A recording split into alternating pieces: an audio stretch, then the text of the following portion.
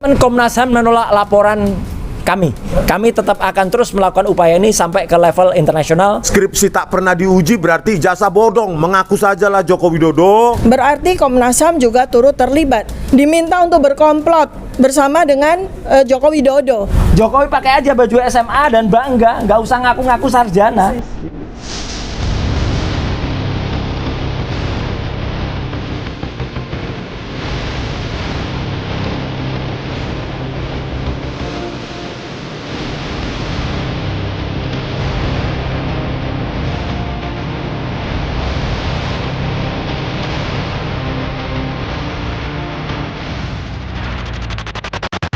Assalamualaikum warahmatullahi wabarakatuh. Waalaikumsalam. Alhamdulillah pada hari ini, pagi ini yang cerah walaupun agak mendung, ya kan, kita barusan beraudensi di Komnas HAM dengan komisioner, ya kan. Memang tadi kami datang jam 10, memang ada kendala ya, karena surat kami yang kami kirim tanggal 14 Juli ternyata tidak diterima di sini, tidak ada. Jadi tidak ada, bahkan kami sengaja mendadak kemari tanpa konfirmasi sebelumnya karena ini critical time. Karena Komnas HAM harus berbicara dalam hal ini. Kenapa demikian? Karena di dalam surat Bareskrim yang ditujukan pada kami, yang ditandatangani oleh Wasidek, Karo Wasidek, itu menyatakan bahwa Ada Komnas HAM. ya, ada Komnas HAM dalam gelar perkara sampai akhir. Sehingga di situ putusan gelar dinyatakan bahwa penghentian penyelidikan itu sesuai dengan ketentuan. Ya kan? Berarti kesimpulannya apa? Kami konfirmasi dengan Komnas HAM. Karena konon kabarnya kemarin itu bisa disampaikan apakah itu orang Komnas HAM apa belum, apa bukan, tapi faktanya diperkenalkan kami dari Komnas HAM, kemudian ada juga dari Kompolnas, ada dari DPR RI, ada dari Ombudsman, ya kan? Berarti kesimpulannya jika itu putusan gelar dan mereka ikut gelar sampai malam, berarti keputusan mereka juga. Oleh sebab itu kami pertanyakan pada mereka, apakah mereka sepakat dengan surat yang ditujukan pada kami yang menghentikan penyelidikan tersebut. Ya kan, putusan bahwa penghentian penyelidikan sesuai dengan prosedur dan ketentuan yang berlaku. Mereka semua pada kaget. Hampir Ombudsman, Komnas HAM, dan Kompolnas, mereka belum pernah menerima surat itu. Merasa tidak dilibatkan. Iya, ya kan? Sehingga mereka bilang, kami tidak tahu. Bahkan Ombudsman kemarin juga mengatakan kami ini sering lagi dalam proses membuat rekomendasi, masukan, tapi sudah diumumkan seperti itu. Nah, oleh sebab itu kami khawatir kehadiran mereka kemarin itu digunakan sebagai hanya untuk stempel aja atau apa, ya kan? Tapi yang jelas mereka menolak bahwa putusan itu bukan putusan lembaga-lembaga yang diundang itu. Tinggal DPR aja yang kami tanyakan. Apa DPR terlibat di dalam putusan ini sehingga akan masuk dalam sejarah bahwa ada warga negara yang dihukum hanya gara-gara keputusan dari lembaga-lembaga itu. Walaupun kita tahu persis bahwa ini adalah tidak ada dasar hukumnya untuk menghukum, karena ini adalah kita menguji dan mempertanyakan dokumen publik. Jadi dokumen publik itu memang harus terbuka. Ya kan? Yang menarik tadi kami tanyakan di situ ada bagian administrasi menyatakan bahwa betul kami terima tanggal 14 Juli tapi kami simpan. Kami simpan di dokumen kami di komputer kami, di sistem kami. Tidak disebarkan ke para komisioner. 1 bulan loh ini. 1 bulan. Mirip juga dengan Kompolnas kemarin. Kami datang juga demikian. Kami tidak pernah terima surat dari kalian yang mengajukan pengaduan dan sebagainya, tidak pernah. Sehingga pada waktu itu ya diduga oleh teman-teman ada sabotase di sini. Bahkan pada waktu bertemu kita 3 orang komisioner waktu itu awal dari Kompolnas itu pada waktu dialog setengah jam setelah dialog baru dibagikan itu, dikopikan. Sepemahaman saya lembaga seperti Komnas HAM, Kompolnas dan sebagainya itu jika menerima pengaduan itu biasanya dibagikan untuk dipelajari. Ini komisioner itu ketemu kita belum membaca apa-apa, ya kan? Bahkan makanya kenapa kami tidak dipanggil sampai 1 bulan kan? Nah, sebab itu kami minta pertanggungjawaban dari lembaga-lembaga tersebut, karena lembaga-lembaga tersebut dinyatakan ikut memberikan putusan itu, sepakat dengan putusan itu, ya kan? Nah, oleh sebab itu tinggal DPR saja yang belum kita datangi. Apakah benar DPR mengirimkan utusannya pada waktu gelar perkara kemarin? Terima kasih, barangkali dilanjutkan dengan siapa? Ya udah. Saya dulu boleh? Boleh. Oke. Ya. Assalamualaikum warahmatullahi wabarakatuh. Waalaikumsalam. Ya, alhamdulillah seperti tadi disampaikan oleh Pak Al-Katiri ya, kami bersama-sama ya RRT ya, Rismon, Roy, Tifa, Pak Al-Katiri, Pak Ismar dan juga teman-teman dari media juga ya, Pak Michael dan juga Pak Rustam akhirnya diterima di Komnas HAM di Latuhar hari ini pada sekitar pukul 11 siang lebih ya, setelah kami menunggu lama ya.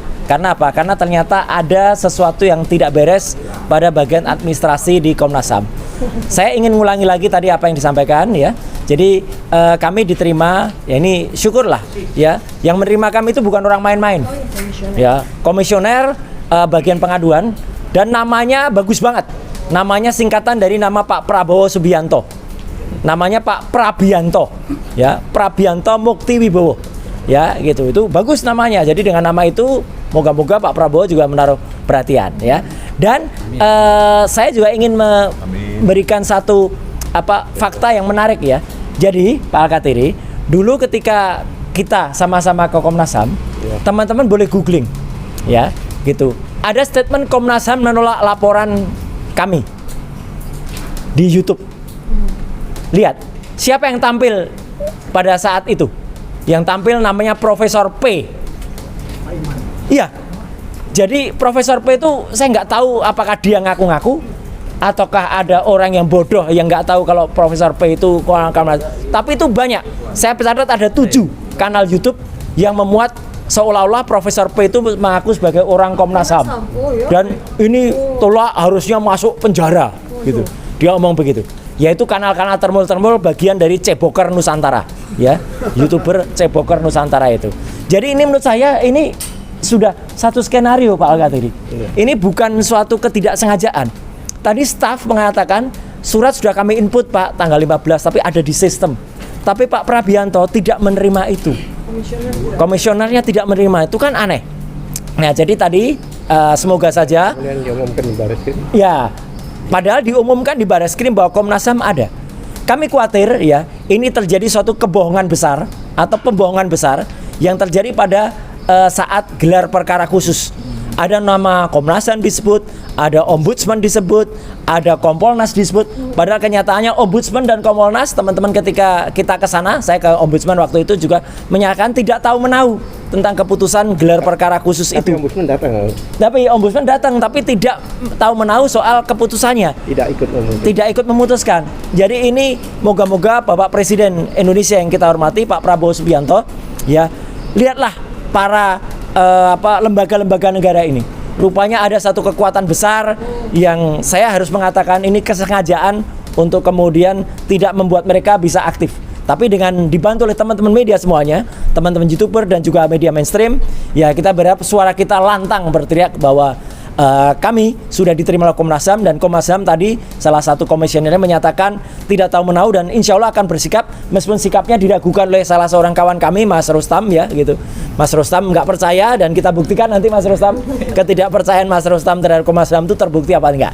Tapi sekali lagi kita doakan moga-moga lembaga-lembaga negara ini yang dibentuk dengan undang-undang ya, karena ini ada Undang-Undang Nomor 37 Tahun 1999 itu harus jalan dengan baik karena ini sesuai dengan keputusan Presiden yang waktu itu dikeluarkan pada Kepres No. 50 Tahun 93. Ya, moga-moga ini jalan dan kita doakan kriminalisasi tidak akan terjadi di Indonesia, dan sekali lagi kami tetap akan terus melakukan upaya ini sampai ke level internasional yang nanti akan disampaikan detailnya juga oleh Dr. Tifa. Sekian, terima kasih. Assalamualaikum warahmatullahi wabarakatuh. Pak Rismon dulu atau Dr. Tifa dulu? Ya, Pak Rismon Saya dulu ya. biar istirahat. Oke. Menengah. Ini udah. Oke, tadi kita sudah melaporkan, meskipun kami tidak bisa mempresentasikan ya, jadi karena tidak ada fasilitas meja segala macam. Mudah-mudahan nanti bisa bertemu lagi dengan seluruh komisioner supaya kami desak untuk diadakan RDP ya, rapat dengan pendapat di DPR terkait ini, dan juga para komisioner ini bisa melapor ke Presiden Prabowo Subianto ya. Masa Joko Widodo yang berijazah palsu kami yang mau dipenjara ya kan? Padahal kami aja tidak ingin Joko Widodo dipenjara, pinginnya mengaku minta maaf kepada rakyat. Ya, sadis sekali lah Joko Widodo ini mau memenjarakan kami. Ijazahmu yang palsu, Joko Widodo. Kenapa kau pakai parcok lembaga-lembaga hukum di bawah kakimu, sebagai keset kakimu, seolah-olah mereka bukan lembaga yang dibayar rakyat, seolah-olah mereka itu milikmu. Joko Widodo, ya, lembar pengesahan skripsi, lembar pengesahan penguji skripsimu tidak ada. Berarti Anda tidak pernah ujian skripsi. Itu satu. Nggak mungkin ada ijazahmu. Yang kedua, transkrip nilaimu itu tidak ada tanda tangan dekan, pembantu dekan, dan stempel. Berarti apa? Berarti Anda drop out. Gitu loh. Berarti Anda tidak punya ijazah. Ijazah Anda buatan pramuka. Sudah mengaku sajalah. Saya terus terang begini karena apa? Ini sudah fakta yang harus diketahui oleh rakyat. Ya, Pak Prabowo Subianto apa mau membuat kami penjara sementara yang ijazah palsu ketawa-ketawa di Solo sana? Ya, Bapak boleh berteman dengan Joko Widodo, tetapi hukum adalah hukum. Supaya ke depan tidak ada lagi calon presiden yang secara nekat menggunakan ijazah palsunya untuk mencalonkan diri sebagai pemimpin 280 juta rakyat. Ya, sebenarnya Joko Widodo itu pelanggar HAM berat. Kenapa? Hak asasi kita sebagai pemilih presiden, ya, ternyata kita ditipu sehina-hinanya, direndahkan kita serendah-rendahnya. Oleh siapa? Oleh Joko Widodo. Ya, transkrip nilai kosong, ijazah bodong. Ijazah skripsi tak pernah diuji berarti ijazah bodong. Mengaku sajalah Joko Widodo, ya, agar tidak gaduh republik ini. Ya, jangan Anda anggap republik ini milik Anda. Ya, kami tidak tahu Anda saat itu kecuali diangkat dari gorong-gorong oleh PDIP. Oke, makasih ya. Singkat padat. Oke. Ya.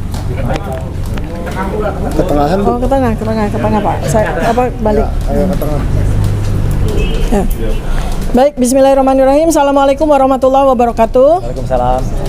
Ya, teman-teman semuanya, saya akan lengkapi apa yang tadi terjadi di ruangan, di mana mungkin sebagian besar dari teman-teman media belum hadir tadi ya.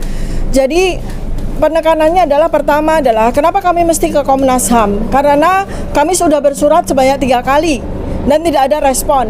Ini adalah sebuah public scrutiny, artinya kita berhak untuk melakukan komplain, aduan kepada komisi-komisi yang dibayar oleh uang pajak, oleh uang rakyat, karena mereka ternyata tidak bekerja sebagaimana yang dibutuhkan oleh rakyat. Kami para tokoh diperlakukan seperti ini. Bagaimana dengan rakyat yang biasa yang mengadu karena ada sebuah kejadian pelanggaran hak asasi manusia? Kemudian yang kedua, kami juga ingin melakukan konfirmasi kepada Komnas HAM, karena menurut yang kami tahu ya dari acara gelar perkara khusus, bahwa Komnas HAM adalah salah satu dari lembaga yang diundang untuk hadir pada gelar perkara khusus, di mana kami berempat ya itu hadir sebagai saksi ahli dan kuasa hukum.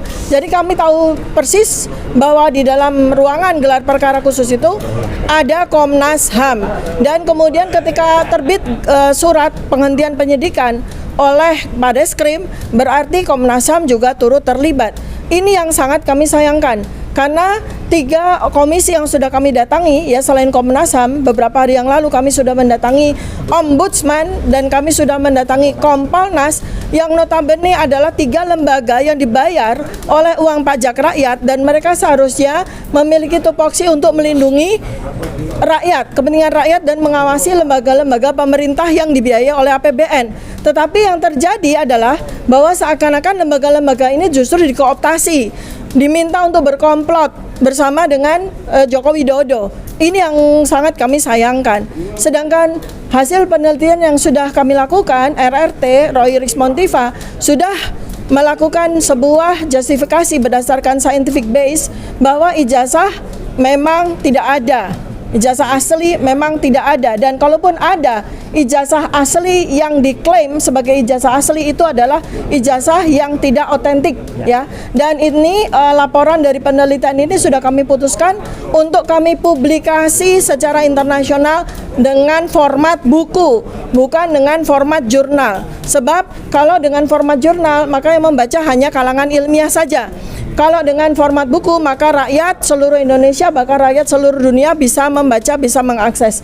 Kenapa kami lakukan itu? Supaya tidak terjadi lagi presiden buruk seperti ini, di mana ada pejabat publik yang menggunakan dokumen palsu untuk bisa meraih jabatannya. Ini yang kami tekankan lagi tadi kepada Komnas HAM. Karena Komnas HAM itu harus membela kepentingan. Karena apabila ada seseorang yang menggunakan dokumen palsu untuk bisa meraih jabatannya, itu sudah pelanggaran HAM berat selain sebuah tindak pidana. Itu yang tadi kami tekankan. Dan yang berikutnya lagi adalah komisi-komisi yang ada di pemerintah ini, supaya rakyat semua juga tahu, selain dibiayai, didanai gaji-gaji mereka dan fasilitas yang mereka terima dengan uang pajak rakyat, mereka itu punya akses langsung kepada presiden. Karena mereka dipilih langsung, mereka dibawa langsung oleh presiden. Jadi kami harapkan adalah seperti yang tadi kami tekankan juga, bahwa komisioner ini yang digaji oleh kita punya akses langsung kepada presiden, sehingga diharapkan bahwa mereka nanti akan memberikan rekomendasi kepada Presiden Prabowo Subianto, supaya Presiden Prabowo Subianto tidak bertindak sebagai presiden seperti rezim sebelumnya yang suka sekali melakukan kriminalisasi kepada para tokoh, kepada para aktivis, kepada orang-orang yang berani untuk bersikap, berani untuk bicara. Dan kami ini sama dengan Pak Bambang Tri dan Gus Nur juga, selain menjadi korban kriminalisasi, kami ini adalah whistleblower, ya, pembuka kebenaran yang seharusnya dilindungi oleh undang-undang, tidak boleh ditersangkakan, tidak boleh dipidanakan. Ya, demikian yang bisa saya sampaikan. Terima kasih. Assalamualaikum warahmatullahi wabarakatuh. Tadi ada beberapa teman-teman yang minta untuk ada adegan ulangan sedikit, ya. Jadi akan saya ulangi, ya, gitu. Jadi kata kuncinya cuma satu, kejujuran dan kenegarawanan. Ya, untuk menjadi presiden Indonesia itu tidak harus sarjana. Jadi kalau memang ijazahmu tuh hanya SMA, ya, pakailah baju SMA dan bangga seperti ini, ya. Nah, ini Jokowi pakai aja baju SMA dan bangga, nggak usah ngaku-ngaku sarjana, ya. Karena, nah ini, ya, dengan begini aja bangga kok, ya kan? Ojo sampai ijazahmu Sri Mulat, ya gitu. Artinya jangan sampai ijazahnya itu cecandaan, ya. Satu presiden kita sudah ada dulu, mantan presiden yang kelima, maaf, yang menunjukkan beliau pernah di Unpad, tapi kemudian tidak selesai, tapi jujur, ya, pakai aja ijazah SMA-nya. Nah, ini ada yang nggak punya ijazah perguruan tinggi tapi mau ngaku-ngaku, ya. Jadi ini sindiran terhadap orang yang sebenarnya bukan sarjana, ya. Ojo sampai ijazahmu Sri Mulatan, ya. Ojo senggol iki sensitif. Terima kasih.